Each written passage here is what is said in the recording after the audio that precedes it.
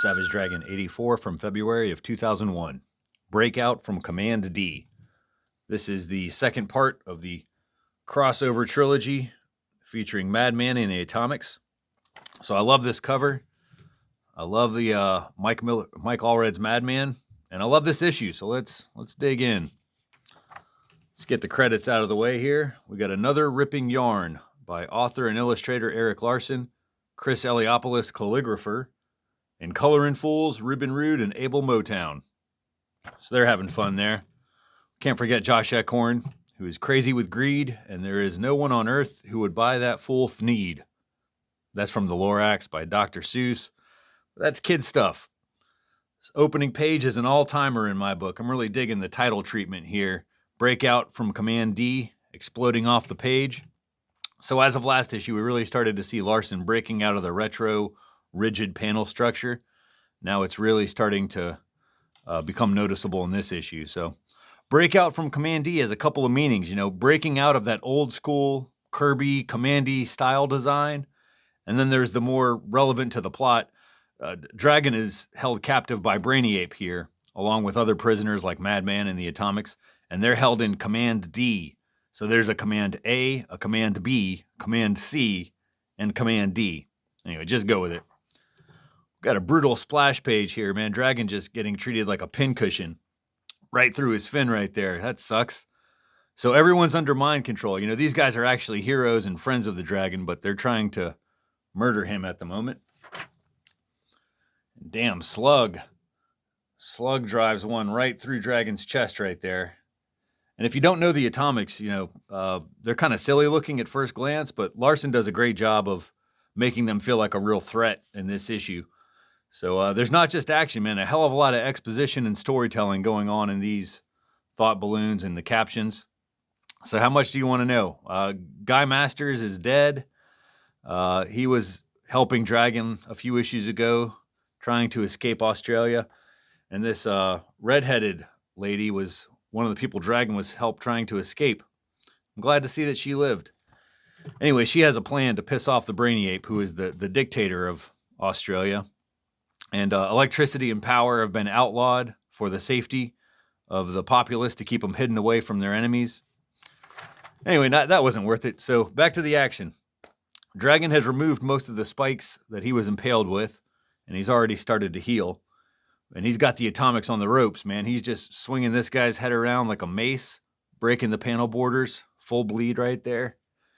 Then he clobbers this goofy-looking bastard with a double axe handle right to the top of the dome. Love that panel. So, yeah, man, this whole page reads really well. The great lettering and the sound effects, really moving things along. Now, here's another exposition dump between Brainiape and Dr. Verlog here. So Verlog is a villain from the Freak Force series, but he's in cahoots with the ape, as well as the Brain Trust. This is the cabal of assholes who maintain psychic influence over the superpowered prisoners.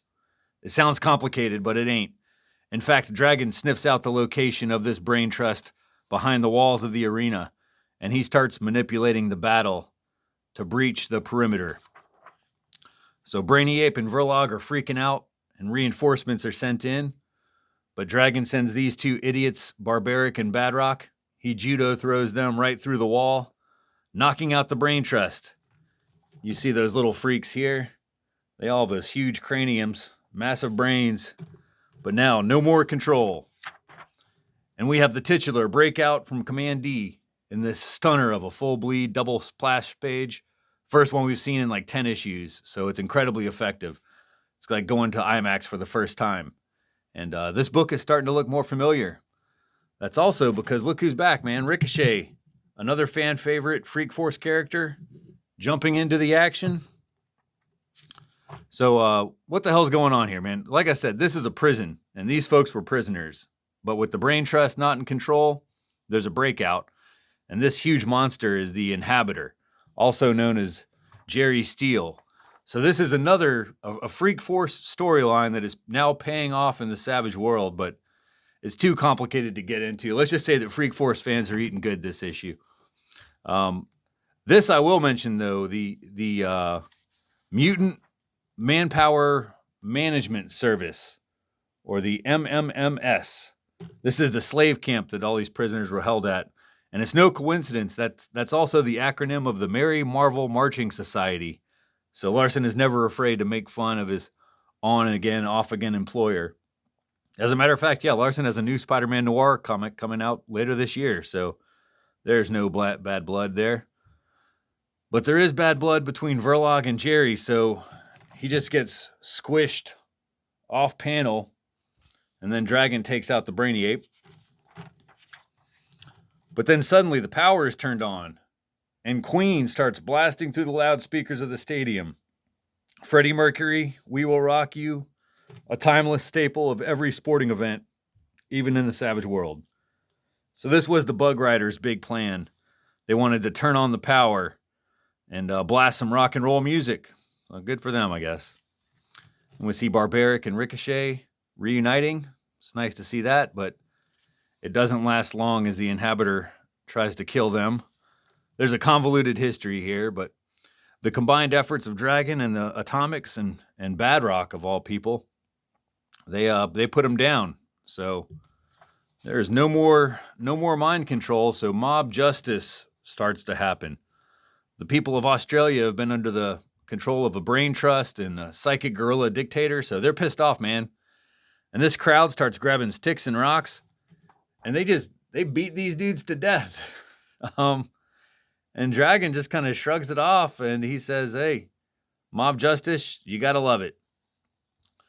Then he holds up the Brainy Ape to this violent, bloodthirsty audience, and he says that this ridiculous ape is with an exposed brain is not just any dictator, man. This is Adolf Hitler, the terror of the world, a vile fiend who only knows hate and cruelty. What would you have me do with this man? And the crowd's like, kill him, kill him. And Dragon is happy to oblige. But then the alien forces of King Khan, Cyberface, they picked up on this burst of energy in Australia, and hundreds of flying saucers fill the sky in this splash page here. Epic cliffhanger. So yeah, man, the last 2 pages, we're back to some full bleed comics. On to Fanatics here. Let's see. Larson says he's running late on getting new issues out in time, and he admits to being overworked. Looks like it's finally catching up with him there. Also, Fanatics regular Augie DeBleck Jr., a legend in these pages, he notes that issue 82 didn't have any thought balloons. And so, Larson has been changing up the use of captions and the style of narration and thought balloons. Like this issue, there was plenty of thought balloons in the third-person narration, where issue 82 had no thought balloons, but the captions were in first-person narration. So what's the deal?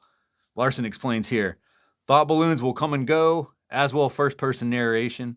My concern these days is less about maintaining a standard format and more with the concerns of telling stories in a way that best accomplishes that. So I guess whatever works best for him is what he's going to do for any given issue. Then we get this guy, Jay Novak, writing in, and he's kind of speculating about all kinds of stuff. And then his letter gets censored. So it's there's some spoilers here, and Larson X'd out portions of the email. Like he's redacting this thing like it's the Epstein files. So, and he's got a good reason. So he explains here. He's like, sorry to edit that bit out, but unlike the message boards on the internet, I actually have a modicum of control over what appears here. And so I'd rather not get too many theories regarding these characters in print, especially ones that may spoil upcoming stories. So, there's a webpage, the Fanatics Online, the FAO, and this is the early internet, Web 1.0. And these message boards and fan pages, they were for the hardcore. And they were going crazy with all kinds of theories about where this book was going, who was who. And Larson would read all this stuff, and he would actually answer questions there. And there was kind of like a special relationship with that early internet audience. And Larson was getting direct feedback about the direction of his book. So it's interesting to kind of think about what kind of an influence this would have on storylines, because Larson wanted to surprise the readers with stuff, but there's this community of like online sleuths that he had to stay one step ahead of. And that's kind of showing its face here. And he's also got to deal with people asking for free artwork. This guy, Eric Seeley, he says, he writes in, he's like, we lost our house and had to move to an apartment. I'm looking for something to change my luck around. I was wondering if you might be able to do something a little more, if you might find time to do, I don't know, a page with a full body shot of two of your characters fighting, or whatever you feel like doing. It would really, really turn my spirits around. If I step out of line, forgive me. I was just going for broke with this request for once. So what the hell, man? This guy's like, yeah, send me some free artwork. And Larson declines the request, and he says why here. He's like, if you want something as polished as completed comics, buy some original art. But I can't in good conscience do drawings for some readers and not others. It just pissed people off if I did that. As a matter of fact, effective immediately, I will no longer be doing sketches at conventions. A good number of sketches I have done for free have ended up on eBay and sold to the highest bidder. That does not sit well with me. In fact, it really pisses me off. Anyway, there's a lot more here, but I'm kind of cherry picking quotes. But no more free sketches to these resellers. Sorry, kids. Does Larson have any apologies to the Australians? A handful of fans from Australia write in to give their opinion on Larson's sci-fi version of their home down under in the outback. And some are amused, some have some nits to pick and say that he's using some stereotypes. But Larson says, all things considered, his version of Australia is as accurate as his version of Chicago, which is to say not very accurate at all. Moving on, this pinup by Eric Larson of Savage Dragon and the Atomics.